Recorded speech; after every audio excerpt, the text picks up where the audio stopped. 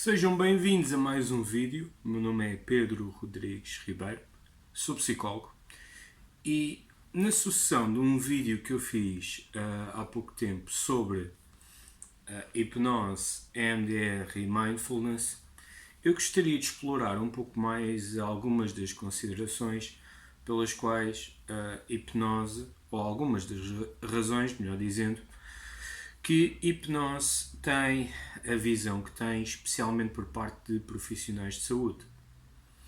Algumas delas, eventualmente, poderão ser facilmente lidadas por serem mitos, outras que são compreensíveis considerando a retroalimentação que existem, ou que existe, melhor dizendo, destas próprias razões ou causas. Bom, uma delas, e isto não é por uma ordem específica, é por aquelas que me vão surgindo na cabeça, uma seria, obviamente, o facto de não existir nenhuma regulamentação, ou melhor dizendo, por existir muita e de mais variada oferta em sessões e serviços de hipnose, e depois quando se vai ver, eu arriscaria-me a dizer que a maior parte dessas pessoas não são profissionais de saúde. Ora, dependendo dos serviços que elas têm para oferecer, isso poderá não ser um problema, já que hipnose pode ser utilizada noutras áreas. O problema torna-se quando esses serviços têm como finalidade ajudar, ou melhor, prometer a cura de algumas perturbações psicológicas que as pessoas possam sofrer, como depressão, ansiedade, etc. E isso aí, obviamente, causa determinados problemas, porque, em primeiro lugar, as pessoas não têm a informação adequada para lidar com essas perturbações. Em segundo, não é de sua função. Isso destina-se aos profissionais de saúde, quer eles utilizem hipnose, quer não. E, obviamente, isso é um problema. E também, por causa desta razão, por causa deste assunto, também hipnose não é bem visto por parte de profissionais de saúde. Pegado a isso, o facto de hipnose não ser uma prática que tenha regulamentação. Hoje em dia, se uma pessoa for ver, profissões como a psicologia, como a psiquiatria, têm regulamentação, têm princípios que estão cimentados em decretos de lei da Assembleia da República, têm ordens, entidades que regulam o funcionamento dessa profissão. Depois são consideradas profissões até mesmo do aspecto, quer do aspecto legal, quer no aspecto financeiro, no sentido em que são profissões que estão catalogadas nas finanças, e portanto hipnose não tem esse tipo de regulamentação, o que significa que pode estar aberta a todas as pessoas sem haver qualquer restrição. Depois tem a ver outra razão pela qual hipnose também não é bem vista, tem a ver com o grande desconhecimento por parte dos profissionais de saúde sobre hipnose, do ponto de vista teórico. Ora, isto acontece porque as pessoas, para além de não terem noção de onde é que vão buscar essas referências, em português existe muito pouca, se não quase nenhuma. E aquela que existe, eu conto pelos dedos da mão o que é de facto de qualidade. Porque os livros que podem incluir hipnose e que estão no topo de vendas são livros que não espelham o que é hipnose, não explicam o que é hipnose, não ensinam o que é hipnose, não dão as melhores bases, as melhores referências, simplesmente querem prometer mundos e fundos. E, portanto, a falta de literacia em português também ajuda. Claro que, se formos pensar na língua inglesa, existe aí muita literatura acessível. No entanto, é necessário comprar, é mais caro, as formações são mais caras e muitas pessoas não dominam o inglês. Portanto, a falta de recursos e de bons recursos em Portugal, literatura portuguesa, literatura científica, também ajudam. Outra das razões é que os profissionais de saúde consideram que não existe suporte empírico para hipnose. Ora, existir existe já há muitos anos. Hipnose é uma das áreas de investigação que, inclusivamente, de há uns anos para cá, tem feito uso de técnicas de imagiologia, ou seja, PETs, TACs, de modo a conseguir perceber o que é que, em termos neurológicos, acontece no cérebro. Portanto, hipnose é das poucas áreas que faz uso desses recursos.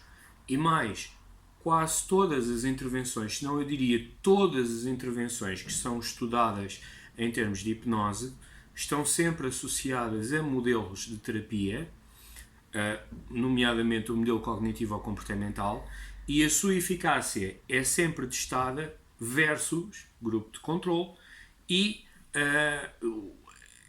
um grupo ao qual tem uma intervenção só de terapia cognitivo-comportamental e outro grupo que não tem qualquer intervenção, tal como é explícito, tal como é ensinado na aplicação do método científico. Se depois as pessoas disputam as limitações, os resultados, a forma como o estudo foi elaborado, isso é outra questão. A verdade é que nenhum profissional pode colocar a sua mão na consciência e dizer que existem investigações perfeitas, porque não existem. Todas elas são limitadas, todas elas têm objetivos específicos, todas elas também têm uma direção específica. Hipnose é consecutivamente investigada, até mesmo nos dias de hoje, e já foram feitas inúmeras meta-análises, inclusivamente ao ponto de ela ser reconhecida como uma eficácia para a intervenção na dor, e em Portugal isso também já foi feito.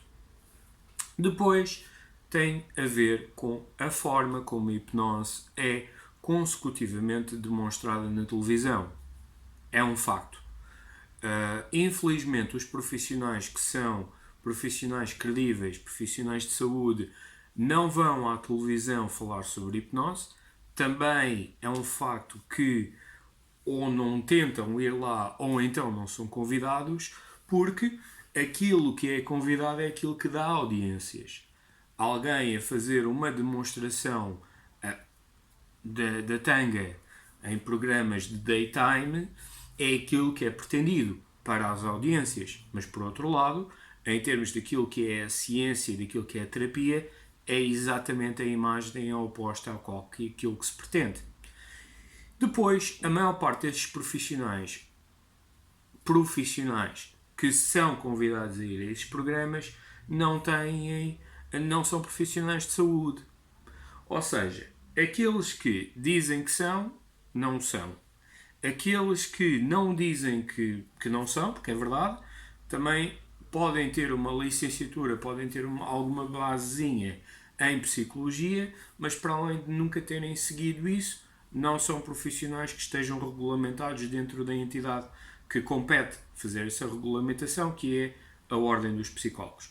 E depois há outros que são meros entertainers, que dizem que têm outras profissões e de outras vias alternativas. E, portanto, quando uma pessoa vai aí e vê esses exemplos, e às vezes ouve o que eles dizem que são autênticas bacuradas, o que não significa que profissionais de saúde também não o façam, mas estas pessoas ainda têm menos responsabilidade porque não têm uma entidade que as regule. Claro que isto faz transparecer uma determinada imagem. Depois, hipnose está extremamente associada a um único fenómeno, que é o fenómeno regressivo. A regressão tem como base ou a questão de ir lá atrás para resolver os problemas. Não é uma questão ligada à hipnose, é sim uma questão que até surgiu no campo da psicoterapia, nomeadamente no modelo psicanalítico, e modelos psicoterapêuticos subsequentes falaram sempre da importância das primeiras relações, dos esquemas que são construídos durante o desenvolvimento, o que não significa que todos tenham que indicar que a pessoa tenha necessariamente que ir lá atrás para resolver os problemas anteriores, para que agora ele fique bem. Isso é somente aquilo que diz respeito a uma orientação teórica e às práticas de cada intervenção em psicoterapia. No entanto, regressão tornou-se um fenómeno bastante popular, até mesmo pela sua demonstração, digamos, visual. É muito bombástico, é muito impactante. Junto a isso, a discussão das vidas passadas. Algo que claramente em termos científicos não tem comprovação, algo que tem fundamentações espirituais, crenças espirituais, esotéricas, e isso qualquer um é livre de acreditar naquilo que entender.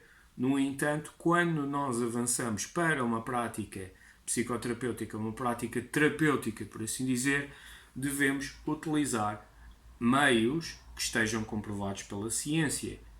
Isto se nós queremos fazer um trabalho competente. E a associação contínua de hipnose a estes fenómenos faz com que também muitos profissionais tenham a visão que tenham sobre a hipnose. E finalmente, mais outra razão, diria eu, que diz respeito à falta de hipnose ser agarrada pelo campo científico. O que é que eu quero dizer com isto? Quero dizer uma coisa tão simples quanto isto. Em 2014, a Ordem dos Psicólogos emitiu um parecer sobre hipnose, ao qual, nesse parecer, dizia que hipnose pertence ao campo da psicologia, no sentido em que ele pode ser utilizado para potenciar aspectos psicológicos e trabalhar com variáveis psicológicas. Dito isto, apesar de existir esse parecer, nenhuma entidade profissional, nenhuma ordem científica pegou nesse recurso ou pega nesse recurso. O que, a meu ver, é um erro por duas razões. Primeiro, porque é uma abordagem cientificamente comprovada que pode ser associada, perfeitamente associada a outros modelos de psicoterapia, e podemos colocar de lado finalmente o termo hipnoterapia. Portanto, essa associação é perfeitamente possível, há modelos já validados e isto é uma realidade. Portanto, é um benefício. Segundo, até mesmo do ponto de vista económico,